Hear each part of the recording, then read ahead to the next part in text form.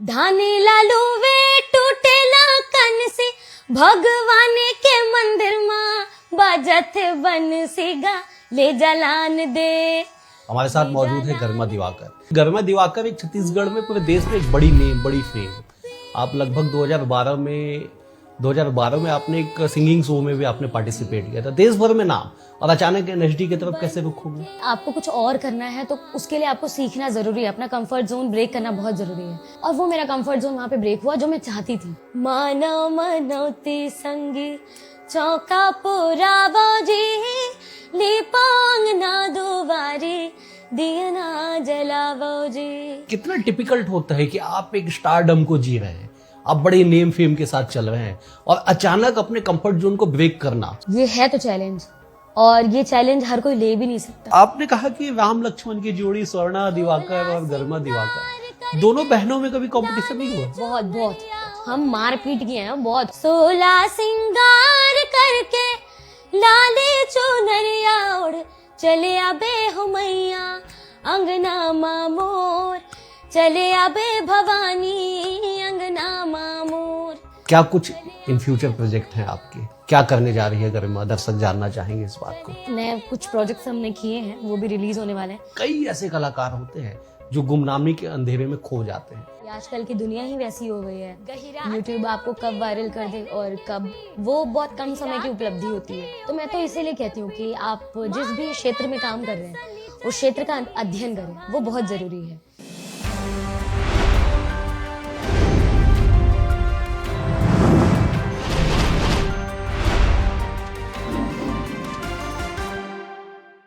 नमस्कार, BS TV के खास कार्यक्रम में आप सभी का स्वागत है। मैं हूं डॉक्टर अवधेश मिश्रा।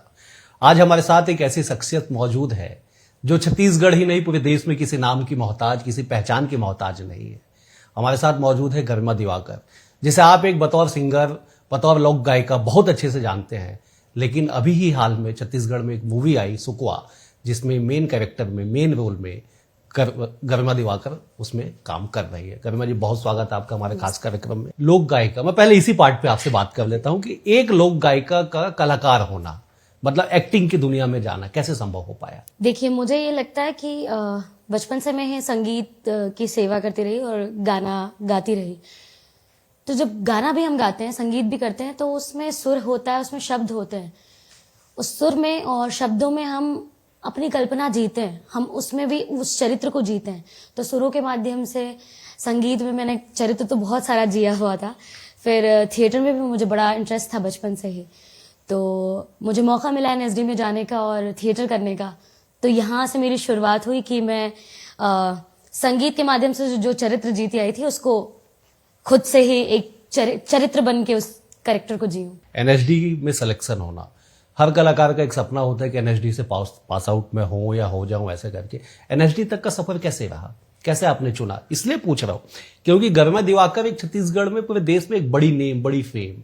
आप लगभग 2012 में आपने एक सिंगिंग शो में भी आपने पार्टिसिपेट किया था, देश भर में नाम, और अचानक एनएसडी की तरफ कैसे रुख हो गया? यहाँ पे लोग मुझे सुनते थे और अभी भी सुनते हैं, अपना आशीर्वाद देते हैं, पर एक कंफर्ट जोन बन गया था मेरा कि यहाँ पे सारे लोग जानते हैं, पर आपको कुछ और करना है तो उसके लिए आपको सीखना जरूरी है, अपना कंफर्ट जोन ब्रेक करना बहुत जरूरी है। तो एनएसडी वो एक माध्यम बना मेरे लिए, जहाँ पे यहाँ पे भिलाई में एक वर्कशॉप हुई थी, एनएसडी की ही वर्कशॉप थी। तब मैंने पापा को बोला कि पापा, यहाँ पे गाना तो मैं गाती हूँ, लोग मुझे जानते ही हैं, और सब तो ये कहते हैं कि छत्तीसगढ़ का फोक मतलब गरिमा ही है जो बचा के रखी है। पर ये एक तो मेरा सिर्फ मेरे अकेले का काम नहीं, हम सबका ही काम है कि हम अपने आर्ट को बचा के रखें या अपनी जो निधि है उसको बचा के रखें। तो एनएसडी की वर्कशॉप के लिए मैंने पापा से परमिशन लिया, तो उन्होंने मुझे भेजा वहाँ पे। तो जैसे मैं चाहती थी कि मेरा कंफर्ट जोन ब्रेक हो, और वो एनएसडी के टीचर थे, हमारे सर हैं, वो मुझे जानते तो थे नहीं। वर्कशॉप का पहला दिन था और मैं जीन्स और टॉप पहन के चली गई, मॉर्निंग का सेशन था, मुझे पता नहीं था कि क्या होता है क्या नहीं होता है। तो मुझे लगा कि कहीं जा रहे तो मुझे तैयार होकर जाना चाहिए। मैं जीन्स टॉप पहन के बाकायदा वहां पहुंच गई, और उन्होंने सार्वजनिक तौर पे मुझे इतना डांटा, मतलब क्या ही बताऊं, मतलब पानी पानी हो गई, मतलब शर्म के मारे। और वो मेरा कंफर्ट जोन वहां पे ब्रेक हुआ जो मैं चाहती थी कि आप खुद ना चाहो तो आपको पता भी नहीं रहता कि आप कितने सारे परतों से घिर चुके होते हैं, और ये टूटना बहुत जरूरी है। तब आपको आपकी वास्तविकता पता चलती है कि आप क्या है और आपको क्या चाहिए, और आपको आगे क्षेत्र में बढ़ना है तो आपको क्या करना है। तो वो एक कंफर्ट जोन मेरा ब्रेक हुआ वहां पे, वहां से मेरी स्टार्ट हुई जर्नी। फिर मैंने पापा से ऐसे कहा कि पापा एनएसडी का इस बार फॉर्म भर ही देती हूँ मैंने रियलिटी शोज, तो अब जैसे आपको पता ही है कि रियलिटी शोज मैंने सबका एक्सपीरियंस है, यहाँ पे बहुत सारे कॉम्पिटिशन जीते हैं, तो सिंगिंग के ऑडिशंस देने का मुझे है पता कि कैसे होता है, पर थिएटर का ऑडिशन कैसे होता है ये मुझे पता नहीं है। तो मुझे इस चीज का एक्सपीरियंस लेना, तो मुझे फॉर्म भरने दो, क्या पता सिलेक्शन हुआ, क्योंकि लाखों में एक का होता है। बिल्कुल बिल्कुल। तो मैंने ऐसे पापा को जिद करके कहा और उड़ीसा में जाके ऑडिशन दिया, तो लकीली मेरा वहां पे सिलेक्शन हो गया। फिर मैं पापा के पास पहुंची कि पापा फर्स्ट राउंड में तो हो गया सिलेक्शन, अब अगला। तो उन्होंने बोला कि अब क्या। मान गए आसानी से पापा? नहीं, उनको तो था नहीं कि इसका होगा सिलेक्शन, की मतलब मर्जी से कि ठीक है जा रही है तो जाने दो। फिर वहां पे जब सिलेक्शन हो गया तब मैंने पापा को बोला कि पापा अब तो सिलेक्शन हो गया एनएसडी में सिलेक्शन हो गया। तो पापा कहते अब क्या है भाई, क्या कहना क्या चाहती हो। सबसे पहले पापा के पास ही फोन आया कि आपकी बेटी का सिलेक्शन हो गया, बधाई हो। तो पापा तो वो बधाई लिए ही रही क्योंकि उनको ये कि घर से बाहर चली जाएगी। हम छत्तीसगढ़िया थोड़े वैसे भी होते हैं कि हमारी औलाद घर में रहे, अपने आंखों के सामने रहे। होम सिकनेस मुझे भी और उन्हें भी, कि दिन भर तुम काम कर लो पर रात में अपनी औलाद का चेहरा देख के उन्हें सोना है। तो वो बोले कि 3 साल ये तो बहुत बड़ी बात होगी। नहीं कोई एनएसडी नहीं जाना, यही रहो भाई तुम। फिर मनोज अंकल जी हैं, उन्होंने उन्हें काफी समझाया। राजीव श्रीवास्तव जी ने पापा को फोन करके समझाया कि ऐसे नहीं होता है एनएसडी में सिलेक्शन, भैया आपकी गुड़िया का हुआ है, उसे भेजो। फिर योगेंद्र चौबे जी हैं जो कि खैरागढ़ यूनिवर्सिटी में प्रोफेसर हैं, उन्हें काफी समझाया। फिर स्वर्णा और मम्मी ने बहुत सपोर्ट किया। स्वर्णा ने कहा कि मैं यहाँ की जिम्मेदारी संभालूंगी, क्योंकि हमारे 45 लोगों का ग्रुप है, उसकी भी रोजी रोटी है जो हमारे ग्रुप से चलती है, और हम शोज करते थे वैसे। तो स्वर्णा ने कहा कि मैं जिम्मेदारी लेती हूँ, दीदी को जाने दो। तब वहां से मेरी जर्नी स्टार्ट हुई। तो मैं बहुत सौभाग्यशाली भी हूँ कि इतनी अच्छी छोटी बहन है, पापा मम्मी। कितना टिपिकल्ट होता है कि आप एक स्टारडम को जी रहे हैं, आप बड़े नेम फेम के साथ चल रहे हैं, और अचानक अपने कंफर्ट जोन को ब्रेक करना, सोच लेना, कितना बड़ा चैलेंज है ये है तो चैलेंज, और ये चैलेंज हर कोई ले भी नहीं सकता। और मैं ये भी देखती हूँ कि सक्सेस हर कोई संभाल भी नहीं सकता। पर मैं इस चीज के लिए सौभाग्यशाली रही हूँ कि मैं जिस लोगों की संगत में रही हूँ, मुझे शुरू से बहुत अच्छी संगति मिली है। चाहे वो पद्मश्री मदन चौहान जी हो, गुरु जी हैं मेरे, वो पद्मश्री है, उनकी सरलता वाली लाइफ आपने उनके साथ इंटरव्यू किया है जी, आप जानते ही हैं वो किस तरह से रहते हैं। पापा जी हैं, रेडियो दूरदर्शन के ग्रेडेड आर्टिस्ट हैं। उनका एक जमाने में ऐसा नाम हुआ करता था कि मतलब गजलों में, मतलब छत्तीसगढ़ में कुछ ही लोग थे, चुनिंदा लोग थे, उसमें पापा जी का नाम हुआ करता था। पापा जी हैं। मनोज वर्मा जी इतने बड़े स्टूडियो के मालिक हैं, और इतने मतलब नेशनल अवार्ड उनकी फिल्म को मिला है, भूलन द मेज को। वो लोग हैं, वो इतनी सरलता वाली जिंदगी जीते हैं, और वो हमेशा चाहते हैं कि वो सीखते रहें। मनोज अंकल हैं, चाहे पापा हैं, चाहे दादू जी लोग हैं, तो वो लोग मेरे हमेशा से इंस्पिरेशन रहे हैं कि आगे भविष्य में आगे बढ़ना है, या मैं जैसे चाहती हूँ कि मैं छत्तीसगढ़ी संस्कृति को लेके काम करूं, तो उसको कितने उसके एस्पेक्ट हैं जिसको मैं समझ सकती हूँ, तो वो यहाँ रह के ही नहीं समझा जा सकता। आप बाहर जाओगे तो आप एक कूप मंडूक की जिंदगी जियोगे तो आप वहीं के वहीं रह जाओगे। आप चीजें और सीखोगे, अपने दायरे खोलोगे तो आपको चीजें और समझने को मिलेगी, और आप जो चाहते हो, जो सपना आपने देखा है, तो और जितना ज्ञान आप प्राप्त करोगे उतना आप चीजें दे पाओगे। गरिमा दिवाकर की छत्तीसगढ़ में वापसी हो गई घर पे, पहली मूवी सुकवा, अब क्या मुंबई जाने का प्लान चल रहा है? मैं तो चाहती हूँ कि मैं ऐसे भटकते हुई जिंदगी व्यतीत करूं क्योंकि मुझे अच्छा लगता है ऐसा। कहीं रात में आप घर में हो, कभी आप मुंबई में हो, ऐसा मैंने बहुत किया है। और मैं चाहती हूँ कि अलग अलग क्षेत्र में जाके काम करूं। अब जैसे कि लाइफ में एक थिएटर का अंग जुड़ चुका है, तो थिएटर तो मैं कर ही रही हूँ। अभी सुकवा के बाद अभी इसी मंथ मुझे दिल्ली जाना है, भारंगम का फेस्टिवल है, वहाँ पे नाटक करने वाली हूँ। तो जरूर मैं जहाँ पे मुझे काम मिलेगा, चाहे वो संगीत के क्षेत्र में हो, चाहे वो अभिनय के क्षेत्र में हो, मैं जरूर करूंगी। संगीत का आपने नाम लिया, जरा कुछ एक बार सुना दीजिए दर्शकों को 2-4 लाइन, उसके बाद फिर आगे कंटिन्यू करेंगे बातचीत। दर्शन पाए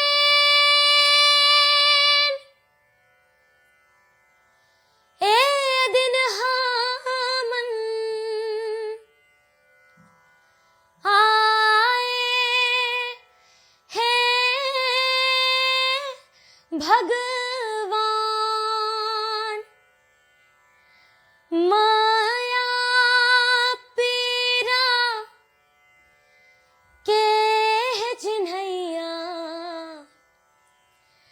बन के आए सिया, मानव मनौती संगी चौका पुरावो जी, लीपोंग ना दुबारी दिया ना जलावो जी, मानव मनौती संगी चौका पुरावो जी, लीपोंग ना दुबारी दिया ना जलावो जी। Thank you. इस गाने को आप किसी भी शो में सबसे पहले क्यों गाती हैं? क्योंकि ये स्वागत गीत है और ये मैं कहूँ तो मेरे एक्सपीरियंस में छत्तीसगढ़ का पहला स्वागत गीत है। और हमारे लिए छत्तीसगढ़ में क्या पूरे भारत देश में ये है कि अतिथि देवो भव। और हमारे यहाँ जो एक इस गाने में ना इतनी खूबसूरती लिरिक्स में आप आगे जाएंगे तो कि हमारे छत्तीसगढ़ में जब भी कोई किसी के घर जाता है तो एक लोटा पानी सबसे पहले रखते हैं हम। तो इस गाने में वो सब चीज़ों का जिक्र है। तो जितने भी दर्शकगण आते हैं वो हमारे अतिथि हैं और देव स्वरूप होते हैं, तो उनके स्वागत में हम ये गीत गाते हैं। लेकिन लोग कलाकार तो उल्टा मानते हैं कि मैं अतिथि हूँ। नहीं, हाँ ऐसा कहा जा सकता है, पर मेरे पर्सपेक्टिव से ये है कि हम वो उस कार्यक्रम में गए हैं और वो मंच को हमने स्वीकार लिया। अब तो वो स्थान को हमने स्वीकार लिया कि ये स्थान है, इस स्थान में हमें 4 घंटा 3 घंटा हमें परफॉर्मेंस करना है, तो उसको आत्मसात कर लेते हैं। तो जो दर्शकगण आए हुए थे वो ही हमारे लिए अतिथि होते हैं। इतनी छोटी उम्र में इतने मुकाम तक पहुंचना, मुझे याद है मैं कहीं पढ़ रहा था 8 साल की उम्र में आपका पहला गाना रिकॉर्ड हुआ था सुंदरानी म्यूजिक वर्ल्ड में। कौन सा गाना था, याद है आपको? मेरा केके कैसेट्स में हुआ था, एवीएम स्टूडियो से निकला था, संतोष कुरियन जी म्यूजिक डायरेक्टर थे। मेरा पहला गाना था गौरी के लाल गजानन स्वामी। 8 साल की उम्र? हाँ, एक बार सुना दीजिए। गौरी के लाल गजानन स्वामी जय होवे तोरना, गौरी के लाल गजानन स्वामी जय होवे तोरना, अष्ट सिद्धि नवनिधि के दाता, अष्ट सिद्धि नवनिधि के दाता, लाज लरख देना, गौरी के लाल गजानन स्वामी जय होवे तोरना। आप लोकगीतों को सहेजने का काम कर रही हैं, लोकगीतों को अपने अंदाज में गाने का, उसको म्यूजिकल बना रही है। ये इंस्पिरेशन कहाँ से मिला? शुरू से ही ऐसा रहा है कि मैं सिर्फ लोक संगीत नहीं गाती थी, बॉलीवुड भी गाया मैंने, बहुत सारे कंपटीशन किए, इवन एक रियलिटी शो भी था भारत की शान, क्लोजअप इंडिया। हाँ, क्लोजअप भारत की शान, उसमें चैंपियन 5 तक थी। गजलों का माहौल रहा, पापा रेडियो दूरदर्शन के ग्रेडेड आर्टिस्ट रहे। तो ये सब चीज संगीत मुझे बचपन से ही डिफरेंट संगीत सुनने का मौका मिला। तो यहाँ से बहुत सारे आइडियाज आपको मिलते हैं। तो ये रहा कि जैसे हम यूथ हैं और नए नए तरह के म्यूजिक आ रहे हैं, संगीत आ रहे हैं, चाहे वो रैप सॉन्ग हो चाहे डिफरेंट तक। इस बीच में आपको अपना फोक संगीत को रजिस्टर करना है लोगों के बीच में। यहाँ पे कुछ भी गाने निकल रहे हैं, उस बीच में आपको चाहिए कि आप राउत नाचा को उस तरह से प्रस्तुत करें, चाहे आप गौरा गौरी को उस तरह से प्रस्तुत करें, चाहे पंथी हो, चाहे सुआ हो, चाहे कर्मा हो, ददरिया हो। तो आपको इंटरेस्टिंग तरह से प्रस्तुत करना है, तो आपको कुछ ना कुछ तो चीजें चेंज करनी होगी। तो आप प्रैक्टिस करते रहते हो और हम जब गाने में खुद रम जाते हैं ना, तो कुछ चीजें खुद ही आ जाती है, खुद ब खुद आ जाती है। तो चीजें ऐसी रही कि इन सब चीजों का समावेश करते हुए जो चीजें हमें मिलती है गाने के तौर पे या संगीत के रियाज के तौर पे, तो उस चीज को लेके मैं आगे बढ़ रही हूँ। और यही मेरा इंस्पिरेशन रहा है कि इतने सारे म्यूजिक जितना आप सुनेंगे तो आप उतना चीज दे पाएंगे। उस बदले हुए रंग में लोकगीत जब आप गाती हैं तो उसके 2-4 लाइन अगर सुना दे तो दर्शक समझ पाए कि किस पे हम बातचीत कर रहे हैं। एक दोहा पाड़ देती हूँ राउत नाचा का। मैं तो ददरिया सोच रहा था कि कोई ददरिया का वो भी सुन लेंगे। पहले दोहा। ए अरे भाई रे, अरे यमुना नदी के तिरमा भैया, हावे कदम के रुखवा रे, जमुना नदी के तिरमा भैया, हावे कदम के रुखवा रे, औ आगे रे आगे आगे पूरा छत्तीसगढ़ में आगे हमर फिल्म सुकवा रे। क्या बात। कोई ददरिया आपके अपने अंदाज में, अपने ढंग पे। ले जालान दे जवारा को दो के मेरे चागा, ले जालान दे, ले जालान दे जवारा को दो के मेरे चागा, ले जालान दे, ले जालान दे जवारा को दो के मेरे चागा, ले जालान दे। धानेरा रोवे टूटेला कनसी, धानेला रोवे टूटेला कनसी, भगवान के मंदिर मां बाजत बंसी गा, ले जालान दे जवारा को दो के मेरे चागा, ले जालान दे। आपने उस समय संघर्ष करके अपना नाम बनाया जब बड़े बड़े गीत यहाँ पे गाने वाले लोग मौजूद हुआ करते, किसी का नाम लेना ठीक नहीं है, लेकिन फिर भी ममता चंद्राकर हुआ करती थी, तमाम बड़े लोग होते, उनके बीच से निकल के एक छोटी सी बच्ची, कैसे लोगों ने एक्सेप्ट किया उसको? ये तो फिर मैं माता रानी का आशीर्वाद ही कहूंगी, क्योंकि हमारे छत्तीसगढ़ में टैलेंट की कमी नहीं है, और दिशा देने वाले पिताजी हैं, उन्होंने दिशा दिया कि इस क्षेत्र में आगे बढ़ना है। तो शायद संगीत की ही वो, मुझे ये लगता है कि वो संगीत की ही शक्ति है, या हम जो फेमस हो रहे हैं वो क्यों फेमस हो रहे हैं, या हमारे गाने लोग ये क्योंकि मुझे लगता है कि ये आर्ट को प्यार करते हैं लोग, जो विधा को मैं प्यार करती हूँ, जो संगीत है, संगीत का मान सम्मान है, मेरा कोई नहीं, कुछ नहीं, मैं तो एक माध्यम बस हूँ कि मैं इस विधा को प्रस्तुत कर रही हूँ। जो है वो संगीत का पावर है, संगीत की अपनी उपलब्धि है, तो उसका ही सम्मान है। जब मैंने उसका सम्मान किया तो शायद लोग मुझे इसलिए सम्मान। कितनी बड़ी चुनौती थी लेकिन उस समय में अपने नाम को स्थापित करना, जब लोग बड़े नाम के पीछे भागते थे, और गरिमा मतलब अच्छा कौन 15-16 साल की एक बच्ची वही होगी? सर मैं कहूँ तो मुझे उस टाइम तो पता भी नहीं था कि क्या होता है फेमस होना। मैं तो 3 साल की उम्र से गा रही हूँ, और एल्बम निकला 7-8 साल की उम्र, 8 साल की उम्र में स्वर्णा का एल्बम निकला, कुछ उसी तरह मेरा एल्बम निकला। हमें पता भी नहीं था कि हम फेमस है, हमें लोग पसंद कर रहे हैं। हाँ, हमारे गाने सुनने के लिए बहुत भीड़ आती है, हमें इतना था, हम तो जा रहे हैं, खाना वाना खा रहे हैं, गाड़ी में बैठ के जा रहे हैं, गाना गाएंगे, ताली बजाएंगे लोग, उनके साथ में हमें डांस वांस करना है, क्योंकि म्यूजिक बजा मतलब हमें बड़ा, मुझे डांस करना बहुत पसंद आता था। गाने गा रहे हैं, हम डांस कर रहे हैं, एक्टिंग कर रहे हैं, कुछ तो भी। हम जाते थे प्रोग्राम करने के लिए, आप यकीन नहीं मानेंगे, तो हमें ऐसे कहते कि ये राम लक्ष्मण की जोड़ी है, क्योंकि उस टाइम पे हमारे बॉय कट हुआ करते थे। पापा ऐसे कतर दिए थे हमारे बाल, तो हम बॉय कट ऐसे कटा के जा रहे, तो राम लक्ष्मण की जोड़ी, कभी लता जी और आशा जी की उपाधि दे दिया, कभी कुछ स्वर्णा के साथ में हम ऐसे जा रहे हैं। हाँ, रामायण का प्रोग्राम है, हमारे ऊपर चावल फेंक रहे हैं लोग, पैसा फेंक रहे हैं हमारे ऊपर लोग, हमें कुछ नहीं पता है, हमें ये सब चीज क्या हो रहा है पता ही नहीं, लोगों को पसंद आ रहा है इतना ही पता था। और वो काम करते करते ही जो हुआ और स्थापित हुए, और पर ये कोई एंड नहीं है, इसका कोई एंड नहीं है, अभी तो बहुत कुछ करना बाकी है, बहुत कुछ चीजें हैं। कुछ मैसेज आप देना चाहेंगे, क्योंकि हम लोग देखते हैं, आप भी देखते होंगे कि कई ऐसे कलाकार होते हैं जो गुमनामी के अंधेरे में खो जाते हैं, कोई नहीं जानते उन्हें, 1-2 गाने कभी वो गाए, बड़ा फेमस हुआ, बड़ा हिट हुआ, उसके बाद वो कहाँ जाते हैं उनका कोई अता पता नहीं होता है। अभी आजकल की दुनिया ही वैसी हो गई है, यूट्यूब आपको कब वायरल कर दे और कब, वो बहुत कम समय की उपलब्धि होती है, आप यूं जाएंगे और यूं वापस आ जाएंगे। तो मैं तो इसीलिए कहती हूँ कि आप जिस भी क्षेत्र में काम कर रहे हैं उस क्षेत्र का अध्ययन करें, वो बहुत जरूरी है। आपको अपने आप को लंबे समय तक स्थापित करके रखना है, तो आप उसकी बारीकियों को सीखिए, और ये बहुत जरूरी है। जरूरी नहीं है कि आप इंस्टीट्यूट में ही जाके सीखें, आप किसी भी तरह से सीखें। आजकल तो हमें इतनी सुविधाएं हैं कि हम यूट्यूब के माध्यम से, या बहुत सारे ऐसे सोशल मीडिया में चीजें हैं जिसके माध्यम से हम सीख सकते हैं, ऑनलाइन क्लासेस चलती हैं, पर आप सीखें जरूर। आपको लोग सुन रहे हैं, आपको वो एक इज्जत मिली है लोगों के द्वारा, तो आपका भी कर्तव्य बनता है कि आप उन लोगों को प्यार पाने के लिए या उनको अपनी चीजें पहुंचाने के लिए और अध्ययन करें। तो अध्ययन बहुत जरूरी है, बहुत जरूरी है। अच्छा, आपने कहा कि राम लक्ष्मण की जोड़ी स्वर्णा दिवाकर और गरिमा दिवाकर, दोनों बहनों में कभी कंपटीशन नहीं हुआ? बहुत हम मारपीट किए हैं बहुत। अच्छा, शो को भी लेके, मतलब हम ऐसे कि महामाया मंदिर की बात करूं मैं, महामाया मंदिर में ऐसे जस का प्रोग्राम हुआ करता था हमारा बचपन।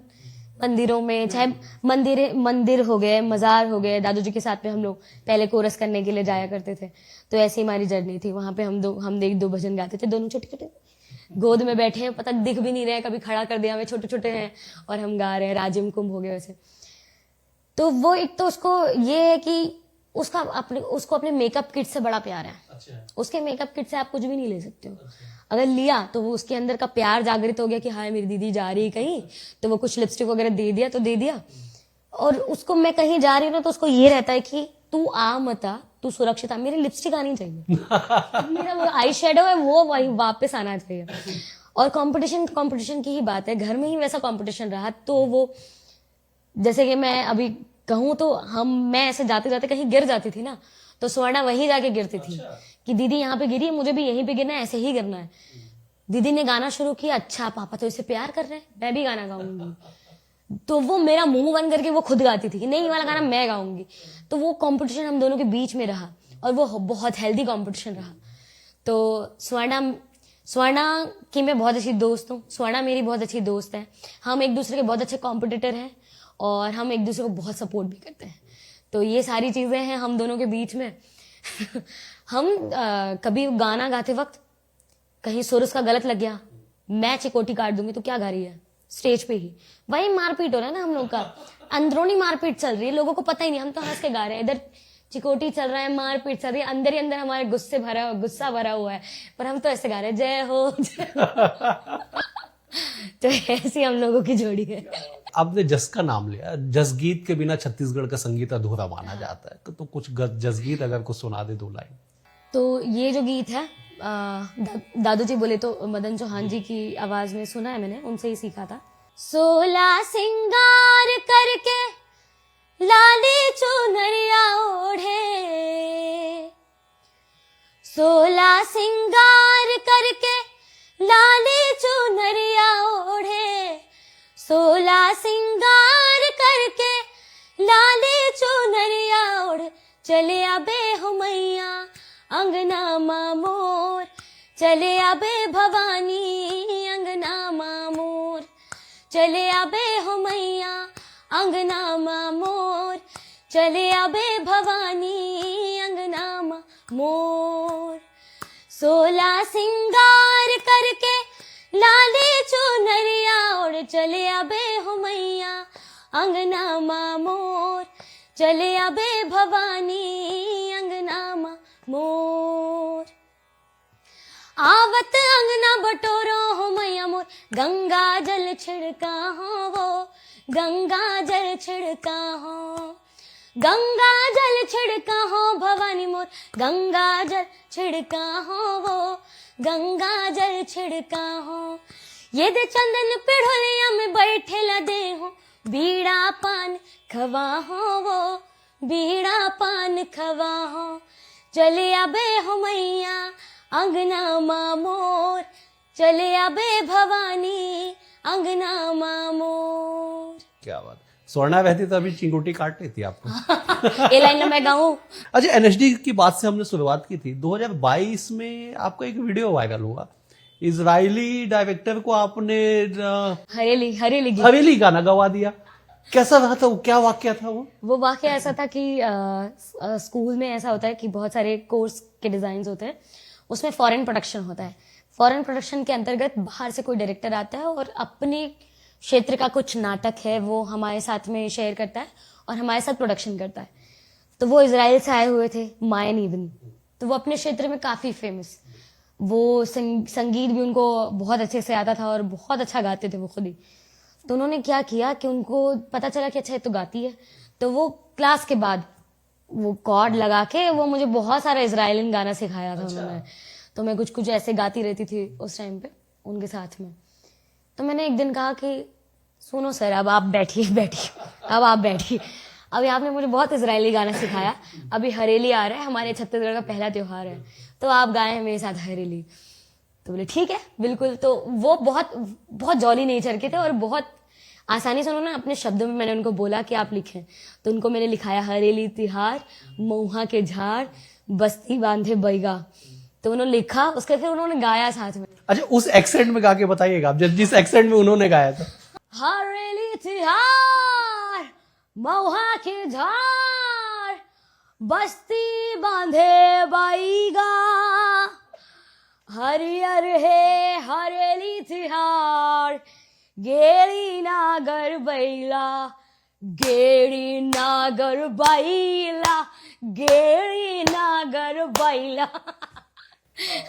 उनके कितने सारे लोगों ने मीम्स बनाए, उनके बहुत सारे वो कह रहे थे कि तुम कहाँ की हो भाई। मुझे इतने उनको इंस्टाग्राम में मैसेजेस आए हैं ना, उसके बाद बहुत नोटिफिकेशंस आए। वो उनका गेड़ी नागर बैला, वो जो लाइन बोलते थे गेड़ी नागर बैला, बहुत क्यूट था वो एक्चुअली। तो उसका जब छत्तीसगढ़ी एक्सेंट में सुना दीजिए आप, बड़ा अच्छा गाना है हवेली का। कोई दूसरा भी, आप हवेली का जिक्र हुआ है, पहला त्योहार है छत्तीसगढ़ का, तो कोई दूसरा भी अगर आपको। ये गाना वैसे मुझे बहुत पसंद है। हम अंजोर में शुरुआत इसी गाने से हुई थी, तो यही सुनाती हूँ आपको। हरेली तिहार मऊहा के झाड़ बसते बांधे बैगा, हरियर है हरेली तिहार गेड़ी नागर बैला, गेड़ी नागर बैला, गेड़ी नागर बैला, गेड़ी नागर बैला, गेड़ी नागर बैला।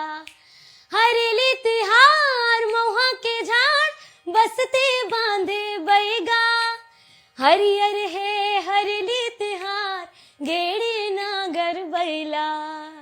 हैप्पी हरेली। समापन की ओर हम बढ़ रहे हैं, कुछ ऐसे गीत से। अच्छा, समापन से पहले एक सवाल और मैं ले लेता हूं। क्या कुछ इन फ्यूचर प्रोजेक्ट हैं आपके, क्या करने जा रही है गरिमा? दर्शक जानना चाहेंगे इस बात को। मेरे एनएसडी जाने से पहले काफी कुछ सपने थे कि मैं यहाँ के लोक संगीत को लेके काम करूं, और यहाँ के जो सीनियर कलाकार जो हमारे हुए हैं, जो हमारी पुरोधा हैं, उनके साथ मिलके मैं कुछ काम करूं। तो इस क्षेत्र में मैं काम कर रही हूँ, और कुछ अभी नए कुछ प्रोजेक्ट्स हमने किए हैं, वो भी रिलीज होने वाले हैं। अब रिसेंटली एक प्रोजेक्ट मैंने किया है सुभान बाई, आप जरूर देखिएगा। सुभान बाई है खैरागढ़ से, मैंने सीखा था, और खैरागढ़ यूनिवर्सिटी में मैंने फोक में एमए करने के लिए मैं जब वहां गई थी तो मैंने ये गीत सीखा था। ये है नजरिया गीत, और हमारे कितने साल पहले ये बना हुआ है। आप देखेंगे कि कोई भी सटायर के माध्यम से समाज में जो कुरीतियां रही हैं उसके ऊपर प्रहार करने से वो चीजें लोगों तक बहुत आसानी से पहुंचती हैं, और वो बहुत गहरा असर भी करती हैं। तो हमारे जो सीनियर लोग हैं ना, उन्होंने बहुत सारे ऐसे काम करके रख दिए हैं हमारे लिए। हमें तो सिर्फ उसे आगे बढ़ाने का काम करना है, मुझे ये लगता है। तो वो सुभान बाई जो गीत है, वो गीत हमने रिलीज किया। उसमें मैंने पांडवानी और नाचा दोनों का फील रखा है। उसमें आप रिदम पैटर्न देखेंगे तो वो पांडवानी का है, कथावाचन शैली देखेंगे तो वो पांडवानी की है, और जिसमें जोकर वाली चीजें हैं या परी की जो परिकल्पना है वो नाचा का है। तो उसका समन्वय करके हमने सुभान बाई रिलीज किया है अभी, वो आप जरूर देखेंगे। तो उसकी 2 लाइन से फिर हाँ, बिल्कुल बिल्कुल बिल्कुल। हाँ तो काका जय हो। ऐसा निच्चर के दिन के बात है, आओ गहरा अपन घर वाली ला देख दनादन भाईगे ऐसे मारिस, ऐसे पटकिस, ऐसे कुचरिस के का बताऊं, औ का होइस तेला बताऊं। का होइस? सुनो। ए सुभान बाई वो पानी गिरे है बनी तनी, सुभान बाई वो पानी गिरे है बनी तनी, गहिरा के लौठी ओ गहिरिन के पीठ, गहिरा के लौठी ओ गहिरिन के पीठ, मारे दना दन सनीचर के दिन, सुभान बाई वो पानी गिरे है बनी तनी। ये कुटकुटले मार खाड़ रहे सुभान बाई, हाँ ये कुटकुटले मार खाड़ रहे सुभान बाई, हाँ अपन पति ले फिर कुछ कर तो नहीं सके। काबर के पति होते देवता स्वरूप। ओहो। काबर की हमारे छत्तीसगढ़ की परंपरा है, और छत्तीसगढ़ ही नहीं पूरा भारत देश के परंपरा है कि नारी के लिए पति देवता स्वरूप होते। वो गीत ला तो सुना ही हूँ आप मैंने कि नारी बर पति देवता है दीदी मोरे, नारी बर पति देवता है ना, पार्वती बर भोला है दीदी मोरे, नारी बर पति देवता है ना। तो ये इस तरह की स्टोरी है। आगे सुभान बाई इतना मार खाई होती है, सुभान बाई जबरदस्ती मार खाती है, तो सुभान बाई के मन में चीजें उठती, जब आपको जबरदस्ती की कोई डांट मार गाड़ी पड़ती है तो एक मन में एक विद्रोह की भावना होती है। उस विद्रोह की भावना में सुभान बाई क्या कहती है इस गीत में है, तो आप जरूर सुनिए। क्या हुआ? अच्छा, सनीचर को ही क्यों मार खाती हो? उसी दिन का माहौल बना होगा, मूड की बात है। सनीचर ऐसे कहते हैं ना कि अरे जैसे बोलते हैं ना कि अरे भैया तो पता है शनिचर के दिन के गा, शनिचर के दिन वो और वीकेंड का दिन है वैसे भी थोड़ा सा हल्का फुल्का थोड़ा हल्का फुल्का माहौल बना के आगे रिस वही गहिरा 33 बत्ती। बेहद शुक्रिया आपका समय देने के लिए। अगले अंक में एक और सक्सेस के साथ होगी मुलाकात, तब तक के लिए नमस्कार।